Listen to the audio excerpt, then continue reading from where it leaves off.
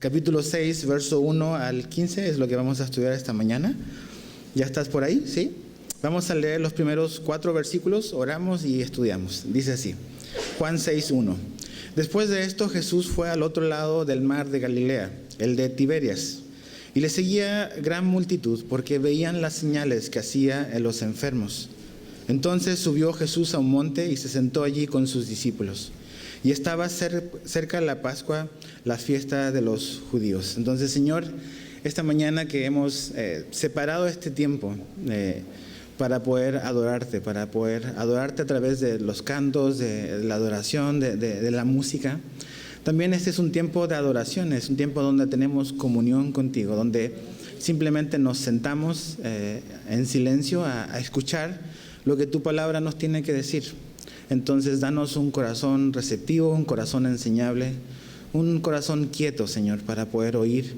Y también danos la voluntad para obedecer lo que sea que tú nos vayas a hablar personalmente e individualmente, Señor. Entonces, ilumínanos con tu Espíritu y te pedimos esto en el nombre de Jesús. Amén. En el capítulo 6, en el verso 1, dice, después de esto, y realmente no sabemos cuánto tiempo es lo que pasa entre el final del capítulo 5 y el comienzo del capítulo 6, pero obviamente pasa un tiempo. Y en estos versículos del 1 al 15, que es lo que vamos a ver esta mañana, ocurre otro milagro que Jesús hace. Juan, de hecho, decide usar la palabra señal. Dice que Jesús hizo muchas señales. Al final no es necesario que vayas ahí, pero en Juan capítulo 20 ya lo mencionamos un par de veces. Juan 20, verso 30 al 31, dice que Jesús hizo muchas señales que no están en el Evangelio de Juan. Pero estas que están escritas en el Evangelio de Juan fueron escritas para que creamos que Jesús es el Hijo de Dios y para que creyendo en Él tengamos vida eterna. Entonces la historia de hoy, la del verso 1 al 15, es una nueva señal que Jesús va a hacer, y el propósito por el cual esta señal está registrada en el Evangelio de Juan, Juan lo dice al final. Tiene la intención de que nosotros podamos creer de que Jesús es el Hijo de Dios y que creyendo en Él podamos tener vida eterna. Entonces es importante. Además, este milagro en particular, o esta señal en particular, es muy importante porque es un milagro que registran los 4 evangelios. Es el único milagro, de hecho, que está en Mateo, Marcos, Lucas y Juan. Entonces Dios nos quiere decir algo, que este milagro en particular es un milagro al cual Dios inspiró a los 4 evangelistas a escribir para nosotros. Entonces, y a través de este milagro creo que es importante porque, como decíamos, Juan usa la palabra señal. Muchas veces la gente se impresiona, y sí es impresionante un milagro, pero no nos podemos quedar detenidos en el milagro en sí, porque Juan usa la palabra señal, y una señal es algo que está en el camino. Por ejemplo, vas en la carretera y hay una señal que te está indicando de que más adelante hay algo que va a ocurrir en el camino. O si tienes que tomar un desvío, ¿no? Dice que a 1 kilómetro, a 100 metros más adelante sale el desvío. Es una señal que está ahí y no te quedas nada más como contemplando. Dices, ay, qué bonito el letrero, ¿no? O sea, te dice que ten cuidado que más adelante tienes que tomar una decisión. Está apuntando hacia algo que nos quieren decir. Entonces, un milagro es impresionante, es asombrosa, pero es una señal. Es un signo que está apuntando hacia algo que Dios nos quiere decir. Y esta señal tiene que ver con lo que Jesús va a hablar al final de este capítulo. Este capítulo comienza de una manera muy interesante, pero termina de una manera mucho más interesante. Porque aquí Jesús va a multiplicar panes, pero Él eso lo usa como una preparación para al final del capítulo Él decir, yo soy el pan de vida. Entonces están conectadas las cosas. Esta es una señal que apunta hacia algo que Jesús es. Él es el pan de vida. Ahora, ¿cuál es el contexto? Porque ya que los 4 evangelios, todos los evangelios hablan de este evento, es bueno cuando llegas a una parte de una historia de Jesús ver qué dicen los otros evangelios. Es como una película que tiene diferentes cámaras. A veces la gente dice, ves, los evangelios se contradicen. Y no se contradicen en lo absoluto. Lo que está ocurriendo es simplemente un mismo evento enfocado con 4 cámaras diferentes. Uno ve de aquí para allá y el otro está viendo de allá para acá, ve cosas diferentes, muestra cosas diferentes. Entonces, cuando ves y armas esta escena en tu mente, cuando ves todo lo que los 4 evangelios dicen, te vas a dar cuenta que este momento, este evento de que Jesús cruza el mar de Galilea, ocurre exactamente después de cuando Jesús ha mandado a los 12 discípulos, a los apóstoles, a predicar el evangelio y les dio poder para hacer milagros. Y cuando ellos regresan y dan ese reporte de cómo les fue, Jesús dice: ok, muchachos, es tiempo de descansar, vamos a irnos a un lugar desierto, un lugar tranquilo, para que podamos tener un tiempo de reposo. Y es por eso que ellos cruzan al otro lado del mar de Galilea. La intención de Jesús es llevarlos a un lugar desierto, a un lugar tranquilo, para que Él pueda pasar un tiempo de descanso con sus discípulos. ¿Y sabes qué? No es la enseñanza más importante en este capítulo, pero sí es importante el hecho de ver de que para Jesús esos tiempos de descansos eran necesarios y eran importantes. Muchas veces nuestra idea de ser productivo es trabajar, hacer y nunca descansar. Nunca tener un tiempo para simplemente reposar, disfrutar de la familia, disfrutar de los amigos, disfrutar del tiempo con Dios. Y nos hemos convertido en personas trabajólicas, esa palabra tan de moda, que no tenemos tiempo para descansar porque en nuestra mente descansar es a veces sinónimo de perder el tiempo. Pero Jesús dice: no, muchachos, vamos a cruzar, necesitamos descansar, necesitamos pasar tiempo juntos. Y es como Jesús estaba pensando en una especie como de retiro. Vamos a ir a estar solo ustedes y yo, ¿no? Ese era el plan. Ahora, ¿qué es lo que pasa?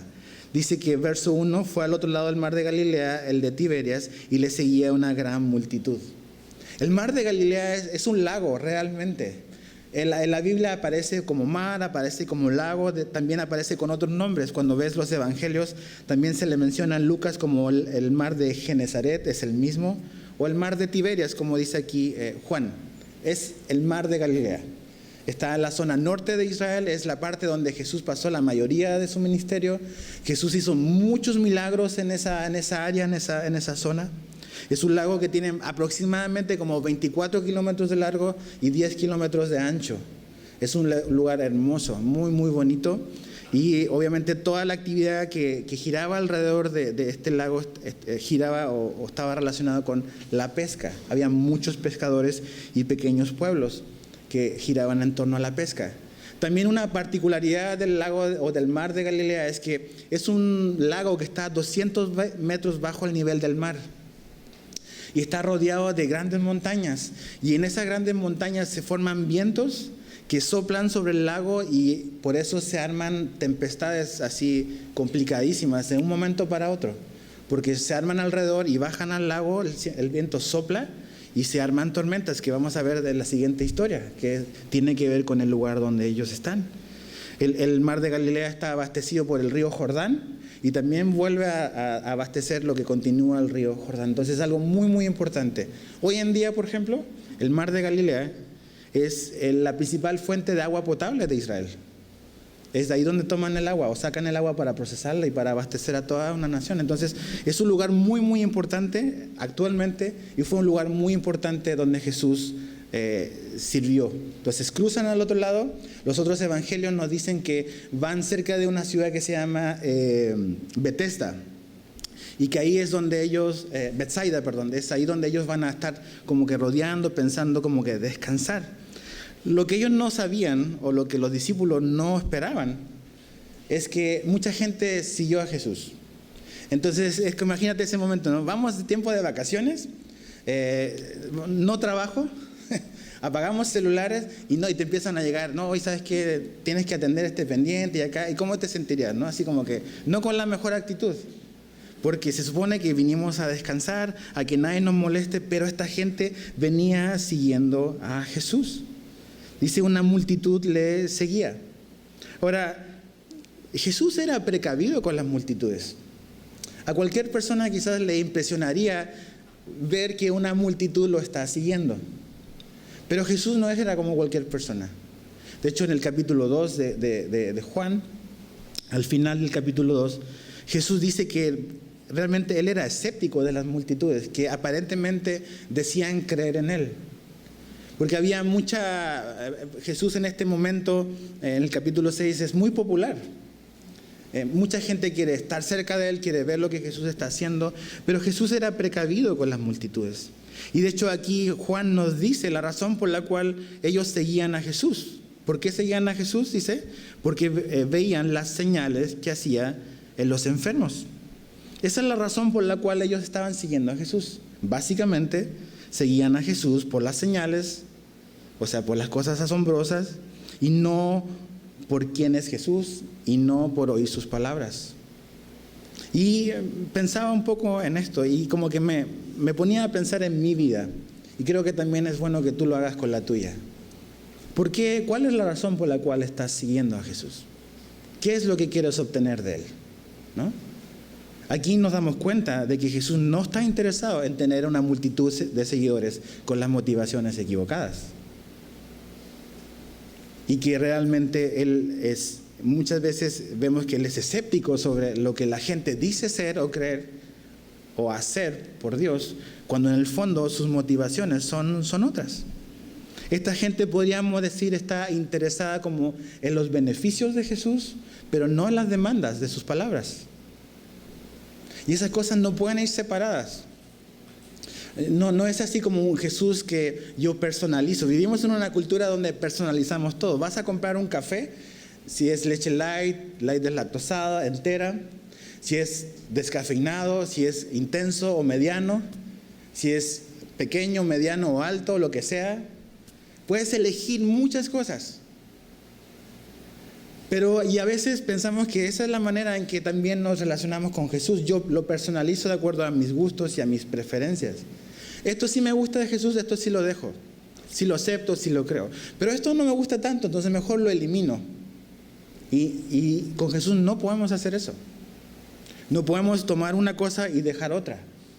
Y lo que esta multitud, vamos a ver cómo termina esta multitud, este grupo, lo vamos a ver cuando lleguemos ahí.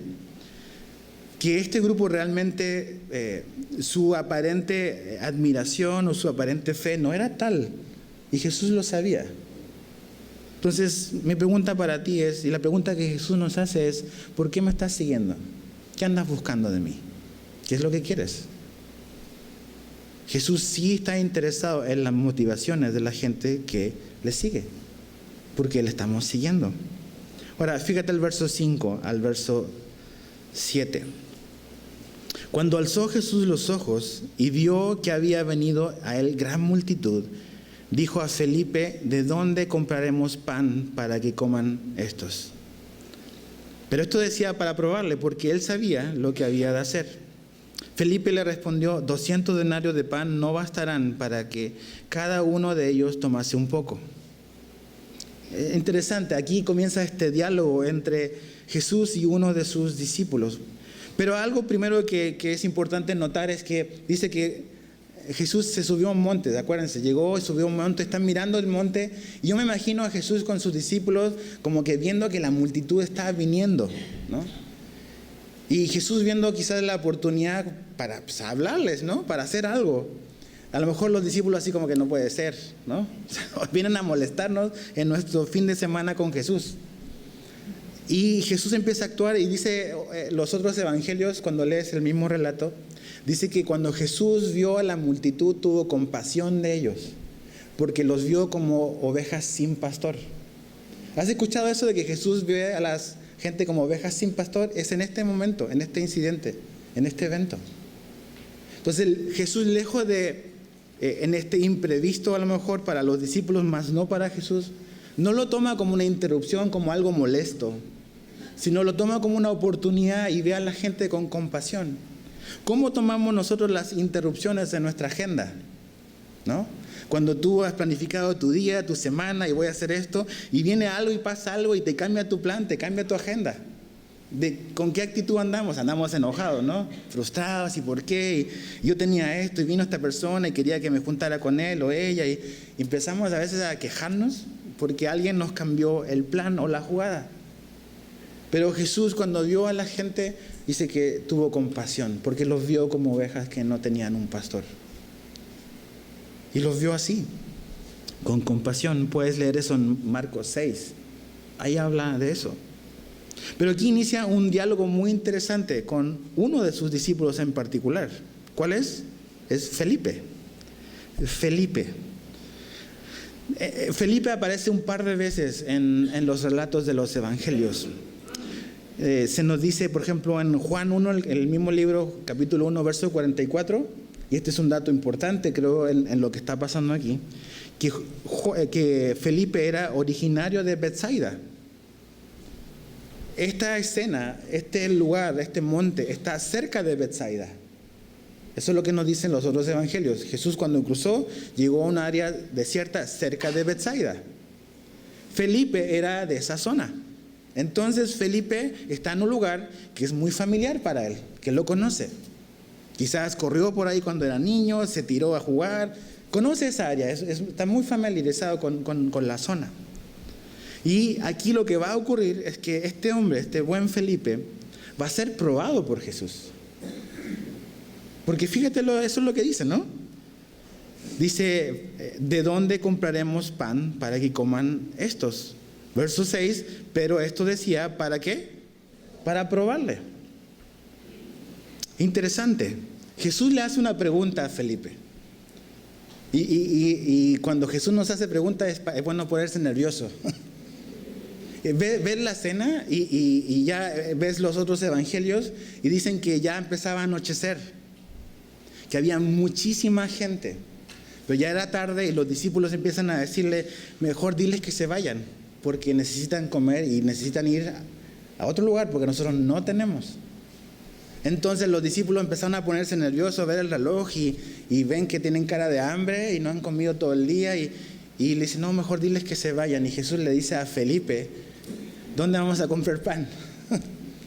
Yo me pondría muy nervioso ahí, cuando Jesús me dice, ¿qué vamos a hacer? ¿No? ¿Te imaginas que Jesús te dijera, ya, ahora, ¿qué vamos a hacer? ¿Dónde vamos a comprar esto? Como que pone la pelotita de tu lado, ¿no? ¿Qué vas a hacer, Edgar? Ahora, algo interesante es que aquí Jesús les da el diagnóstico de lo que necesitan. No le dice dónde vamos a conseguir algo, le dice, ¿dónde vamos a comprar pan? Entonces Jesús sabe que lo que ellos necesitan es pan, porque Jesús va a hablar de eso para hablar de que Él es el pan de vida. Aquí todavía ellos no lo saben. Nosotros sí tenemos el Evangelio de Juan. Pero le dice, ¿dónde vamos a comprar pan? Ahora, la pregunta es, ¿la solución es ir a comprar? Acuérdate, Jesús está probando a Felipe. Y la palabra probar es una palabra interesante porque probar quiere decir determinar la naturaleza de algo, incluyendo imperfecciones, defectos u otras cualidades. Eso es probar. Determinar la naturaleza de algo, incluyendo imperfecciones, defectos u otras cualidades. Y Jesús está probando a sus discípulos. Y esto es muy importante que lo sepamos. Jesús nos va a probar. Jesús prueba a sus discípulos. Y a veces tenemos esta idea de que probar en el mal sentido. Tentar es poner una situación para que caigas, pero probar es para que puedas crecer. Esa es la diferencia. Una prueba Dios la permite para que tú crezcas, no para verte destruido. Una tentación es para hacerte caer, y a mí igual. Pero aquí Jesús quiere probar y va a probar a Felipe, no porque Jesús no sabe cómo está Felipe. Dios no permite y no usa las pruebas en nuestra vida porque Él no sabe cómo somos. El asunto es que nosotros no sabemos cómo somos. Jesús sabe muy bien cómo somos. Y Él prueba nuestra vida, prueba nuestra fe, prueba todo lo que somos para revelarnos muchas veces, como decía ahora, dónde están las imperfecciones, los defectos. En esta época de lluvias, ¿se acuerdan, no? Este año y el año pasado estuvimos batallando bastante con las filtraciones del local. ¿Se acuerdan? A lo mejor no se acuerdan, pero yo sí me acuerdo. Y eso es un problema las filtraciones. Pero ¿sabes qué? Algo bueno que traen las tormentas y las lluvias es que te dicen dónde están las filtraciones para que puedas hacer algo. Y las pruebas en nuestra vida son buenas porque nos van a mostrar dónde están las filtraciones de nuestra vida. No para que las dejemos así, sino para que se haga el trabajo que corresponde para no tener más filtraciones. Pero eso es imposible, saber dónde están las filtraciones en este edificio, a menos que tiremos mucha agua. Y las pruebas son así. Jesús conoce a Felipe, pero Felipe no conoce a Felipe. Jesús me conoce a mí, pero yo no me conozco bien a mí. Lo que yo soy capaz de hacer realmente, y tú tampoco a ti. Entonces Dios nos prueba porque nos ama y porque nos quiere hacer crecer, no porque nos quiere destruir. Jesús siempre, mira, Jesús te ama como estás, pero Jesús no está satisfecho como estás, como yo estoy. Él sabe y Él quiere llevarme un escalón más arriba, y siempre va a ser un escalón más arriba. Nunca va a decir, ok, ahí te quedas. Y esa es nuestra vida, santificación. Dios nos transforma todos los días de nuestra vida, y ese es el propósito de Dios, transformar nuestra vida. ¿Y cómo nos transforma Dios? ¿Cómo nos hace crecer en nuestra fe? Probándonos, poniendo situaciones delante de nosotros que van a probar nuestra fe y van a desafiar nuestra fe, nuestra comodidad. Pero no lo hace para hacernos caer, sino para vernos crecer. Y Jesús aquí está poniendo intencionalmente, ¿ok? Intencionalmente a sus discípulos en una situación humanamente imposible. Y Jesús hace eso con nosotros, y lo va a hacer contigo y conmigo. Nos va a poner intencionalmente ante una situación, no que es difícil, sino una situación que es imposible. Así, y tenemos que tenerlo claro. O sea, dice muy claramente que Jesús sabía lo que iba a hacer. Y está entablando esta conversación con Felipe porque Él quiere específicamente en Felipe y en el resto producir algo en sus vidas, ¿no? Consistencia, fe, perseverancia, confianza en Jesús. Entonces, este relato de, hey, ¿dónde vamos a comprar pan? Es una manera en la cual Jesús quiere revelarle a Felipe dónde está puesta su confianza. Y las pruebas hacen eso en nuestra vida, nos revelan dónde está puesta nuestra confianza. Es a dónde corres, en primer lugar, cuando pasa algo en tu vida. ¿Qué es lo primero que haces cuando viene una tragedia a tu vida? Cuando viene una situación difícil, ¿qué es lo primero que haces? Ahí está tu ídolo. Ahí está tu lugar de confianza. ¿A dónde corremos primeramente? ¿Qué es lo primero que pensamos? Entonces las pruebas, y Felipe no solamente va a ser probado, Felipe va a ser revelado. No ante Jesús, sino ante él mismo. Felipe va a ver que realmente él esta prueba la reprueba. Él no pasa esta prueba. Ni Andrés tampoco. Entonces Felipe es revelado, su corazón y su confianza es revelada. Ahora, Felipe creo que es la mejor opción humana, podríamos decir, en este momento, porque es un hombre que conoce la zona. Si vas a un lugar desconocido y no tienes Waze, y no tienes Google Maps, y quieres ir a una tienda donde conseguir comida, necesitas que un local te diga. Y Felipe es el local aquí, es el que conoce el área así, como la palma de su mano. Entonces es la mejor opción humana que el grupo cree tener. Y es interesante porque Felipe ve la situación y cuando Jesús le hace la pregunta, Felipe ya tiene todo claro en su mente. Hizo las cuentas. Un buen contador tenía la calculadora en la mano. Hizo un mapa mental de qué y cuánto se necesitaba. Vio así, contó cabezas rápido, sabe cuánto vale el pan, sabe qué es lo que tiene que hacer, y sacó rápido las cuentas, y dice, pero ¿sabes qué? No nos alcanza tampoco con eso. Y ese es lo mejor de nuestros planes, cuando confiamos en los nuestros. Su solución, la solución o el plan Felipe, era una solución imprecisa, porque la situación sobrepasa a Felipe, la sobrepasa a él. Y también es una solución insuficiente, porque cuando él dice, a ver, más o menos esto, pero va a alcanzar solamente un poco para cada uno. Ni siquiera van a quedar satisfechos o contentos. Entonces, Jesús está revelándole a Felipe cuál es su confianza, en dónde está puesta su confianza. ¿Y dónde está puesta la confianza de Felipe? En lo que él puede hacer, en lo que él es capaz de hacer. Y ¿sabes qué? Ese es el gran tema en la cultura en la que vivimos en la actualidad. Lo que tú puedes hacer. Y vivimos en un mundo donde somos bombardeados por todas partes. Tú eres capaz, tú eres aquí, tú eres el campeón, tú eres acá, te quieren elevar así. Y aquí Felipe, su mejor plan sigue siendo insuficiente para la necesidad que está ocurriendo.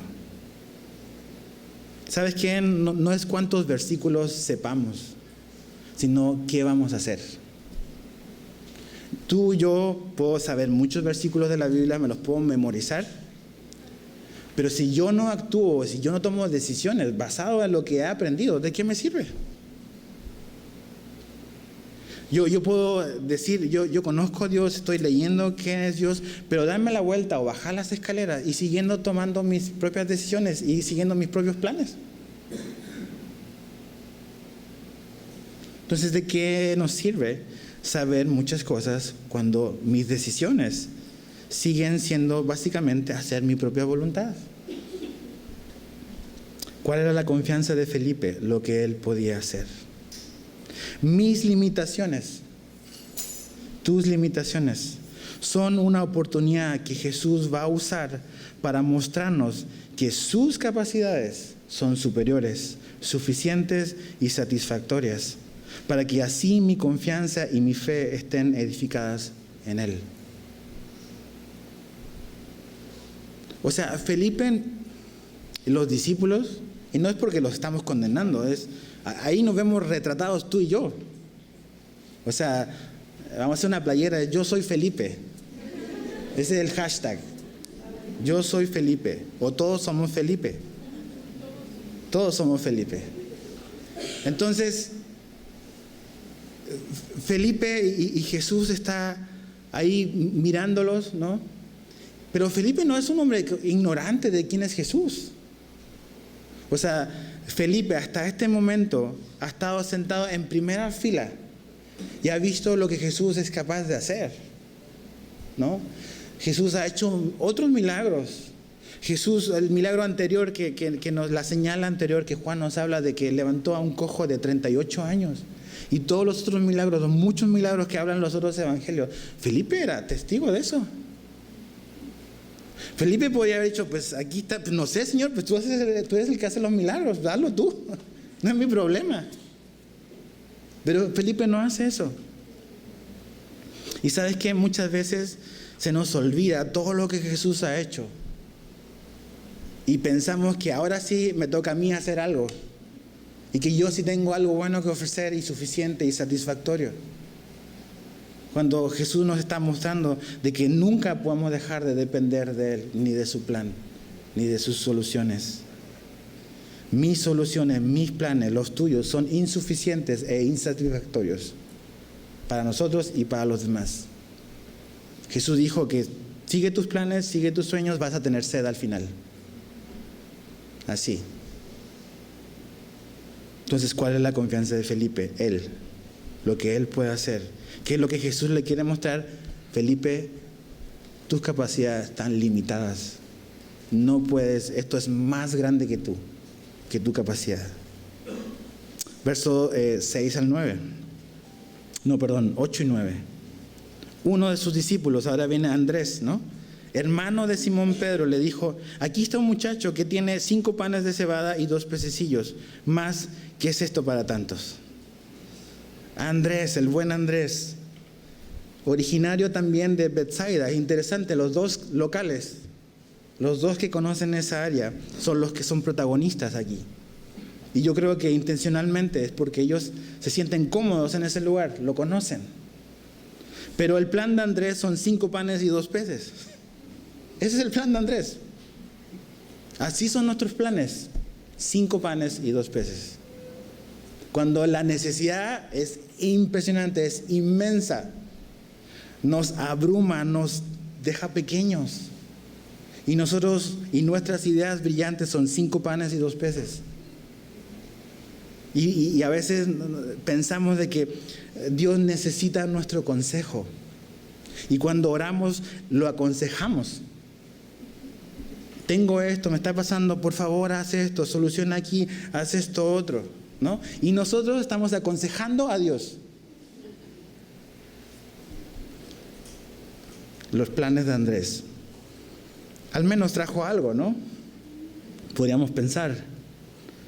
Pero lo que Andrés necesitaba pensar y recordar, y lo que nosotros necesitamos saber, es que lo que la gente necesita, lo que yo necesito, es algo que solamente Jesús puede dar.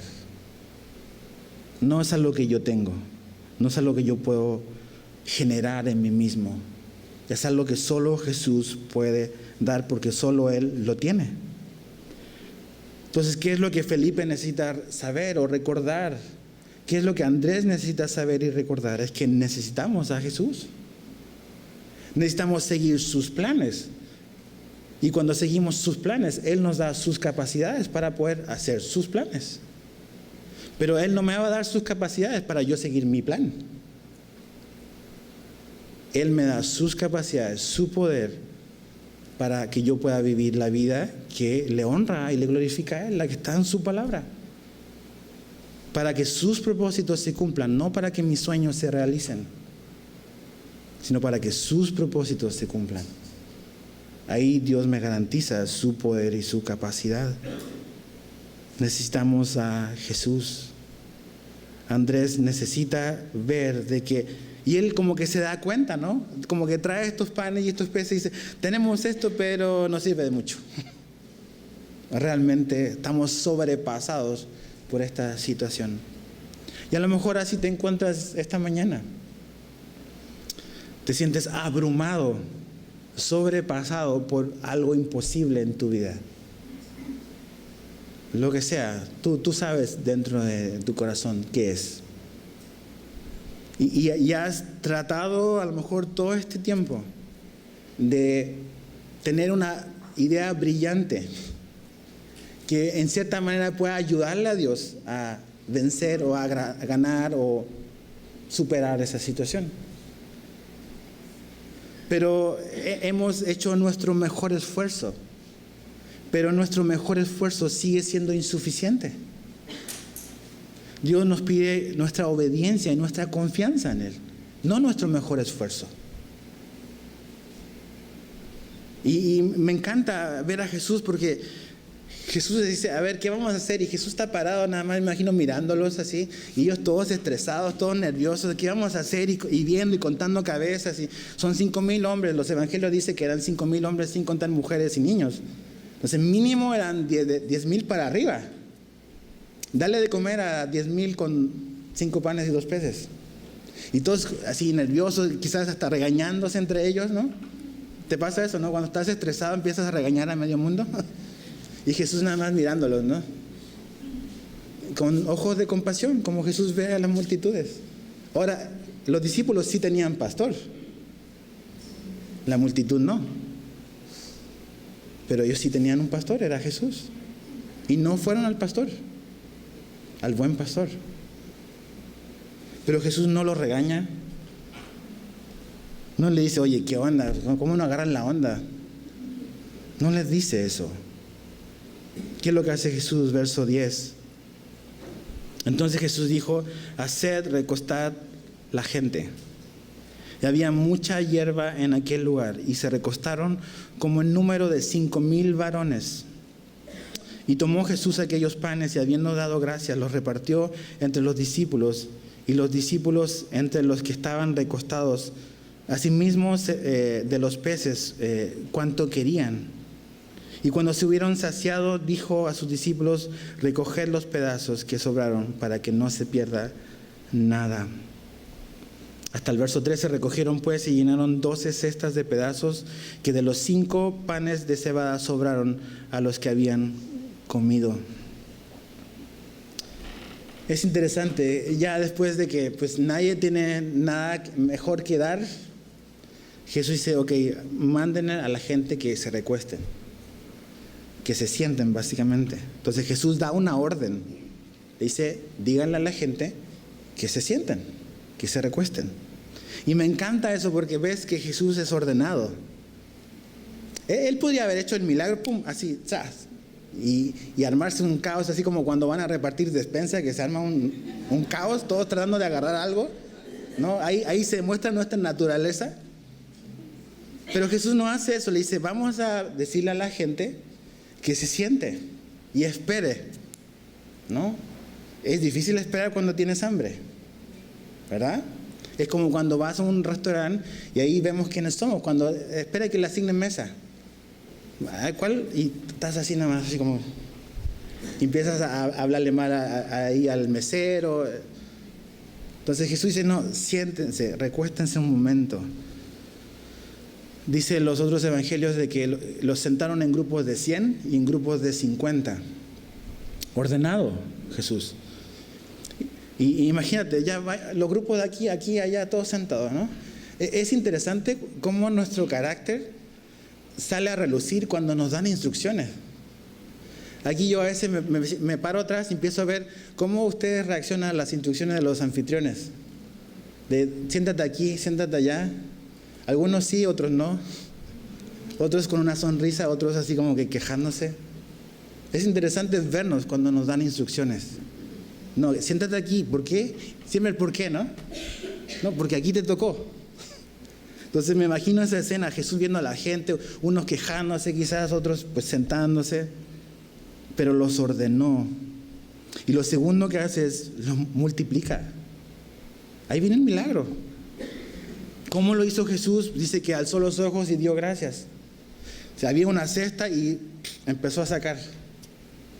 Si el niño estaba todavía ahí, fue una experiencia inolvidable para el niño que trajo los panes y los peces.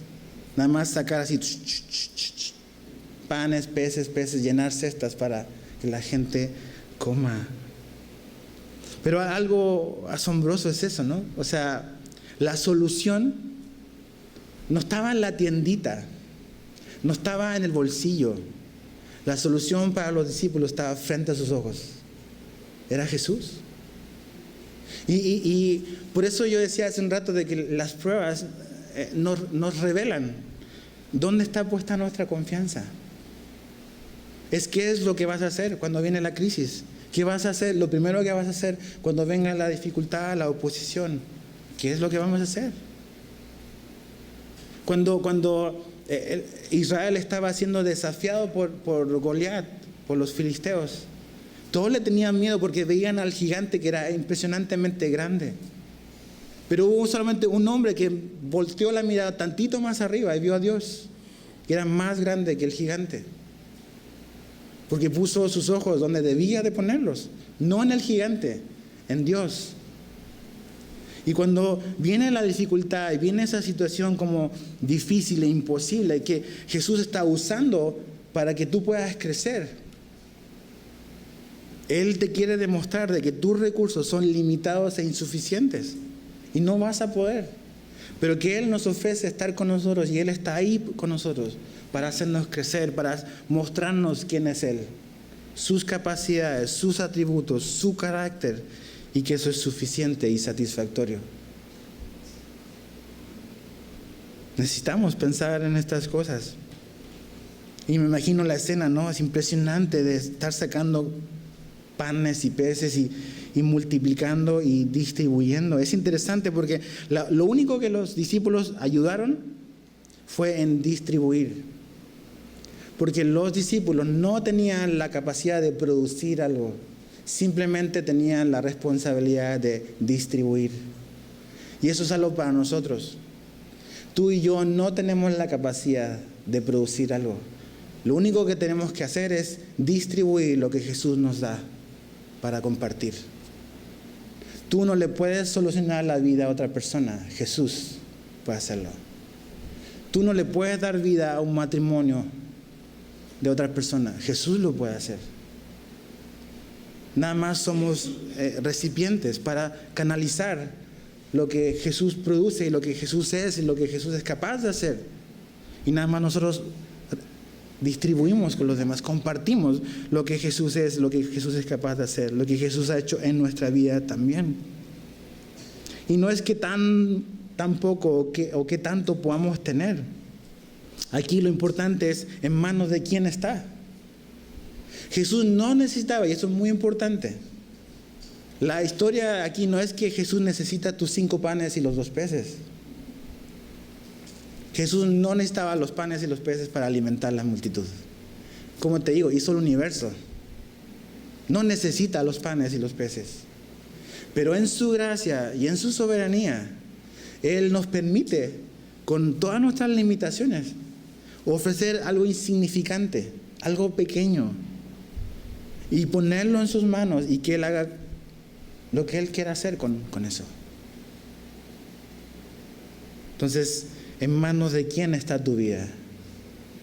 ¿En manos de quién están lo que eres tú? ¿En las tuyas o en las de Él? Hudson Taylor, el misionero que fue a la China al final del 1800, escribió lo siguiente, dice: cuando la obra de Dios se hace a la manera de Dios, nunca faltará la provisión de Dios. Estudia su vida, ve lo que Dios hizo a través de la vida de Hudson Taylor en China. Un hombre que se fue sin recursos y se fue a confiar simplemente en la provisión de Dios y a evangelizar a los chinos del interior de la China a finales del siglo XIX. Y sabes que cuando dependemos de nuestra capacidad, siempre vamos a quedar cortos para las necesidades tan grandes. Pero cuando ponemos y confiamos y dependemos en Dios, podemos tener la certeza de que Dios va a proveer todo lo que necesita para que su obra y sus planes se lleven a cabo. Verso 14 al verso... algo importante, algo que no se me puede pasar. Dice que recogieron de lo que sobró o de lo que quedó 12 cestas llenas de pedazos, verso 13. No son pedazos de lo que la gente, ya sabes, cuando comes y dejas así los pedazos en la mesa. No es migajas. Lo que aquí está diciendo Juan es que de los pedazos que Jesús partió, se recogieron 12 cestas llenas. Y dice que se saciaron. No es así como que, a ver, te toca de un pez por cabeza porque no daba más. Así son las soluciones de Jesús. No son mezquinas, son abundantes, son satisfactorias. Y todos comieron como comer en un buffet. Así como que hasta que ya no puedes más y quedas satisfecho, y todavía quedaron 12 pedazos, 12 cestas de pedazos completos de la comida que Jesús había multiplicado. Y aquí vemos un principio importante para Jesús. La abundante provisión no es excusa para malgastar. A veces pensamos que cuando Dios nos da abundantemente podemos derrochar y ser malos administradores, en lo absoluto. A veces pensamos de que porque Dios nos da más significa que tenemos que gastar más. Tampoco significa lo mismo. Aquí Jesús está interesado en que no se pierda absolutamente nada, porque eso probablemente va a servir para algo más adelante. Dios está proveyendo por eso, Jesús por eso y por algo más. Entonces, eso nos habla de que Jesús era un muy buen mayordomo y le está modelando eso a sus discípulos. Es importante cuidar todo lo que Dios nos da. No porque tenemos abundancia vamos a ser displicentes en administrar las cosas que Jesús nos ha dado. Seamos buenos mayordomos. Verso 14 al 15 dice: en aquellos hombres, o sea, la multitud, ¿no? Entonces, viendo la señal que Jesús había hecho, dijeron: este verdaderamente es el profeta que había de venir al mundo. Pero entendiendo Jesús que iban a venir para apoderarse de él y hacerle rey, volvió a retirarse al monte solo. Aquí está la intención de la multitud y la reacción de Jesús. ¿Cuál es la intención de la multitud? Quieren hacerlo rey. O sea, no han entendido absolutamente nada de quién es Jesús. Y ellos hacen como una asociación, como que a lo mejor de pequeños fueron a la escuela dominical y le hablaron de Deuteronomio, ¿no? 18, 15 y 19, donde Moisés habla ahí de este profeta que Dios iba a mandar, que les iba a hablar en nombre de Dios. Y cuando esta multitud ven a Jesús, dice, pues este debe ser el profeta del cual habló Moisés, el que viene en nombre de Dios. Pero no por citar el Antiguo Testamento o citar un versículo significa que conoces a Jesús o lo identificas. Ellos no entendieron todavía quién es Jesús. Ellos seguían viendo a Jesús y querían aprovecharse de Jesús y querían tomarlo a la fuerza. Esa es la idea de la palabra. La palabra apoderarse es la palabra en griego harpazo, que quiere decir arrebatar con violencia. Ellos realmente querían agarrar a Jesús y decirle, tú eres nuestro rey, pero ¿por qué? Ellos querían a un rey que los liberara de los romanos. Nunca comprendieron, hasta los mismos discípulos de Jesús les costó un buen entender esta idea del reino de Jesús como Jesús lo enseñaba. Ellos querían un rey que los viniese a liberar de los romanos. Pero Jesús no vino a eso. Jesús no era ese iniciador de un movimiento revolucionario en contra de Roma, en contra de las autoridades romanas. Los cristianos no estamos para iniciar movimientos revolucionarios en contra de la autoridad. Jesús no vino a eso. Eso no es evangelio. Entonces ellos querían nada más usar a Jesús como una especie de figura para reivindicar sus derechos y lo que ellos pensaban que ellos necesitaban. Pero Jesús no se presta para esas cosas. Jesús no se presta, dice que se retiró. Y ves más adelante que Él se sube a orar y manda a los discípulos de vuelta en la barca cuando viene la tormenta. Lo vamos a ver más adelante. Pero, ¿cómo ves a Jesús? Otra vez la misma pregunta. ¿Cómo ves a Jesús? ¿Por qué estás siguiendo a Jesús? ¿Para qué quieres a Jesús? ¿Lo ves por lo que Él dice que Él es? El Hijo de Dios, el que vino a darnos vida, el que vino no a condenarnos, sino a salvarnos. El que va a decir que es el pan de vida que nos va a satisfacer. O nada más queremos ver a Jesús como una especie de figura que queremos utilizar simplemente para nuestro beneficio, para que respalde nuestros planes. Que queremos a alguien que valide nuestros planes, queremos venderle nuestras ideas a Jesús para que Él las apruebe y Él nos dé su bendición. O lo estamos viendo por lo que realmente Él es, el Rey del universo, que se hizo hombre y caminó entre nosotros. ¿Qué vas a hacer con Jesús? ¿Quieres seguir a lo mejor aferrándote a tus buenos planes? Sigues pensando que lo que tu matrimonio necesita es esto otro. Lo que tus hijos necesitan es esto otro. Lo que tu vida necesita es a lo mejor un mejor trabajo, más dinero, una nueva casa, un nuevo carro. Sigues pensando que esos son los planes que necesitas para tu vida. Son insuficientes. Lo que necesitas, lo que yo necesito, es rendir mi voluntad a Jesús. Para que yo pueda comprobar de que sus planes y su voluntad es superior, es totalmente satisfactoria, es mejor. Y Él va a usar las cosas en nuestra vida. Si tú eres un creyente, un discípulo de Jesús, Él va a usar las circunstancias en tu vida para demostrarte que en lo que confiamos es frágil e insuficiente. Para que podamos poner nuestra mirada en Él. Él quiere que tu fe sea robusta, sea firme. Y nunca va a poder suceder eso si tú y yo seguimos pensando y confiando en nuestras capacidades. No se trata de no tener fe, pero se trata de tener la fe en el lugar correcto. No en ti mismo, sino en Jesús. Eso es lo que Jesús quería mostrarle a Felipe, a Andrés y a los 12.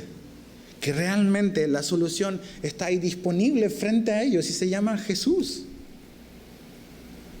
No se llama 5 panes. Sí, Jesús usa esas cosas. Jesús va a usar las cosas pequeñas que podamos ofrecerles. Pero lo que realmente necesitamos ver es saber que nuestra confianza debe estar cimentada en quién es Jesús, en su palabra, en su carácter, que no cambia, que no varía, que llena completamente, que satisface completamente. Y que es lo que tú y yo realmente necesitamos. Porque Jesús no está dispuesto a ser un rey en tu vida o en mi vida, que simplemente sea una figura que yo pueda acomodar para obtener lo que yo quiero. Jesús no es así. ¿Qué vas a hacer con